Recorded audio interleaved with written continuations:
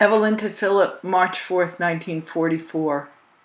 Darling hubby, did I say spring was on its way? I take it all back, for today we had a young blizzard. It snowed all day long and is piled fairly high. I guess spring decided to wait a while. Have you heard the latest tune? I didn't sleep a wink last night? Well, that applies to me and last night. Furthermore, Adele refused to take her afternoon nap. When I awoke this morning, I felt dead on my feet. I pushed myself all morning hoping to get a nap in the afternoon. No such luck. Well, honey, have you any idea of how I feel at this moment? Every bone, muscle, and tissue of my body aches, and I'm terribly weary. I had to wash an accumulation of Adele's things, clean up the house generally before I could let her roam about, as I hadn't cleaned yesterday, and there was an inch of dust over all. Sarah and Betty took Adele next door for an hour to give me a chance to finish. I wrapped and prepared your package for mailing and will get it off on Monday. Mom got a bill from Montefiore for $5.25 for care of the grave for 1943. I had a nice letter from my brother, and he thinks my new stationery is shrewd, no less. Harry and Goldie left this evening. They couldn't get a cab and hated to wade through this blizzard since Goldie does not have galoshes. They walked out of the house, and lo and behold, an empty cab turns the corner. Harry hailed it, and they stepped right in. Harry looks shrewd in his new outfit. It's neat and rich looking. I'm going to wash my hair, set it, and shower, so I'll finish this tomorrow. I feel better that I've had my say for the day. I love you, Angel. March 5th, 1944. It is exactly 5 minutes to 11, and you are sound asleep. Or are you? The reason I'm writing this late hour is due to the fact that I finally got around to going to a movie. Anne called this afternoon not wanting to go alone. The picture at the Lindley was Old Acquaintance with Betty Davis, and I believe you said you saw it. I enjoyed the picture, but didn't care for the mood it put me in. Phil, dearest, I just had to write before going to bed, for I don't feel right about skipping. This has been a bad week for me. I almost felt myself slipping into that old state of hopelessness. I thought perhaps my not being out for a month was the reason, but the picture tonight and being out didn't cure what ailed me. I guess I'm just a sentimental old fool, especially since we'll be spending another birthday apart. Don't hold it against me for saying the following. The tears are streaming down my cheeks as I write. The pain that gnaws at my heart is almost unbearable. There is a lump as big as an apple in my throat, and an equally unbearable desire to take you into my arms and kiss and love you. It's the first time I've actually slipped, but I more or less expected it to hit me full force sometime this month. Don't worry, sweetheart, it will pass in a day or two, I'm sure. Just one of those things. The absence of Harry and Goldie has been somewhat soothing to my rattled nervousness, and the unbroken quiet of the house is relaxing. I shoveled the pavement, washed my daily duty, Adele's few things, shined all my shoes, and did various other small things. I neglected to mention that Ethel will now have a steady maid 5 days a week from 9 to 5. The girl is a young mulatto, and I understand the pay is $10 per week. Adele had a slight accident today. I was dressing her to take her out. She was playing with an empty powder can. I took hold of her arm to put it in the armhole of the sweater. She tried to pull away and banged the can against her lip. It wasn't a hard blow, but it hit just the right angle, making a nasty gash, and the blood ran for a while. Page 3. This turned my stomach upside down, but I applied a cold compress, which stopped the bleeding. It's okay now, though it did unnerve me. I had her out for a short while in the afternoon. She has a new trick up her sleeve. When someone bawls her out or won't give her what she wants, she sort of blinks her eyes as if to cry and makes a wry face. Boy, is she a faker. She always calls my dad Pop, and he goes into hysterics every time he hears her call him Pop. You know, sweet, I feel lots better already. Talking to you always helps so much. How can mere words describe the depth of my feelings and love for you, darling, when they are so immense and indescribable that they defy description? I don't think I shall ever be able to tell you really, actually, and ably the extent of my adoration to you, sweet Phil. You are probably interested in how I dispose of my check, which I also neglected to tell you. I gave Mom only $25, as Harry and Goldie are still paying $25 per week. She has a month's pay coming to her from the Signal Corps, and there is one more check due before they will drop to $20 per week. $257 goes for insurance as usual. I've put aside $15 for Adele's stroller. I hope that's all it will be. And I owe a large milk bill. I owe the tailor $1.50 so far.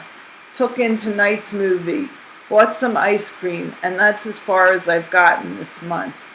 It's a good thing I didn't have to pay the $40 yet, as I had expected to do.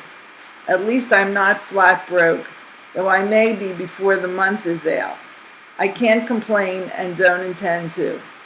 And now, baby, it is getting very late and I'm getting very sleepy. Move over a little bit, honey, for here I come, ready or not, as if you wouldn't be ready. I love you, Phil. March 6, 1944. This is becoming a real running letter, and I hope it has a speedy flying trip to you. Happy birthday, baby, and how does it feel to be 29? Gosh, but 29 seems far off for me. Seems to me you should have made another trip to London by this time, and for all I know, you may be there right now. Hope you had a nice time. Guess you heard about the quads born in England.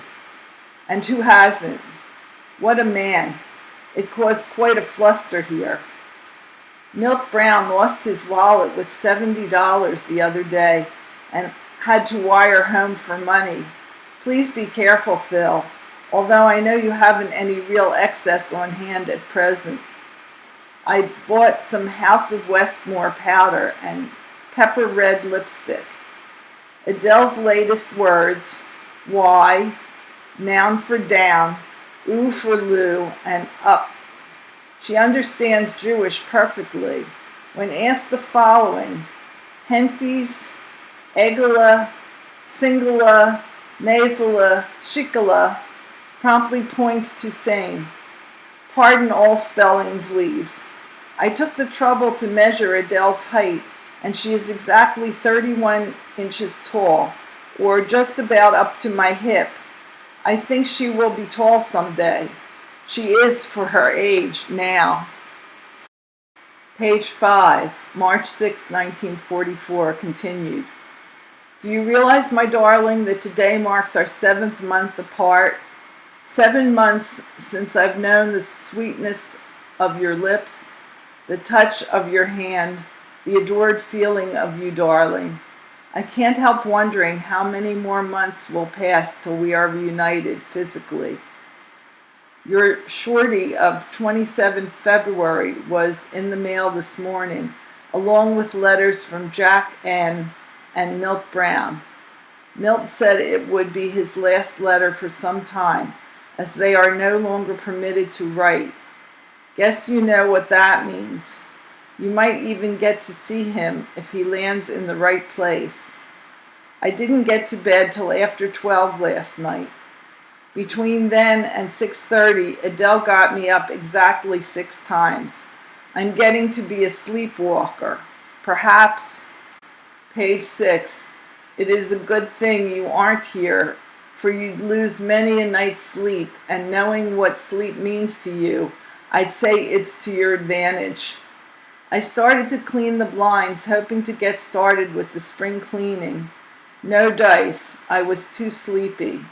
I had put Adele up for her nap and simply threw myself across the sofa. No sooner had I relaxed when Adele awoke after sleeping perhaps 20 minutes. I let her cry herself back to sleep and turned over to take an hour's nap. Late in the afternoon, Mom and I washed and dried all the dishes in the china closet. We hadn't cleaned the china closet for 2 years and thought we'd give it a break. Consequently, and what would you expect, I'm page 7, all in and more than anxious to hit the sack, as you would say. Ruth had a lovely long letter from Jack S. today that we haven't had mail for almost 3 weeks. Guess it's been held up. Ruth's letter was dated February 16th. I wonder how we would have celebrated this occasion, dearest. I can remember a similar occasion. 2 years ago, I became pregnant. Do you remember? It was this date according to my figures, and I'd like to recall it as your birthday gift, for so it was. It sure was some birthday gift, wasn't it? It's raining tonight, and that will help to wash away the snow. I couldn't get the Milky Ways mailed off as the post office around here has, page 8, a new ruling. They close at 1 p.m. daily. This makes it difficult for me, as I always go to Broad Street after putting Adele to sleep, about 12:45, and could not make it.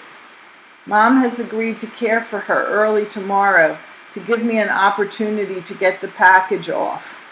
And now, sweet, I'm sure you won't mind if I close with all my love and kisses to the best hubby and daddy of them all, you, your Ev. Philip to Evelyn, March 4th, 1944. Ev, darling, just received 2 birthday cards, one from Mom and one from Miss Adele Barrastrongen. What a moniker. The handwriting on the latter card, by some strange coincidence, looked exactly like yours, Chippy. Could it be the pumpkin was so indisposed that she prevailed upon you to address the envelope for her? Tell Mom I thank her for remembering me on my birthday. Tell her I never did know her birthday. That is why she never received a remembrance from me.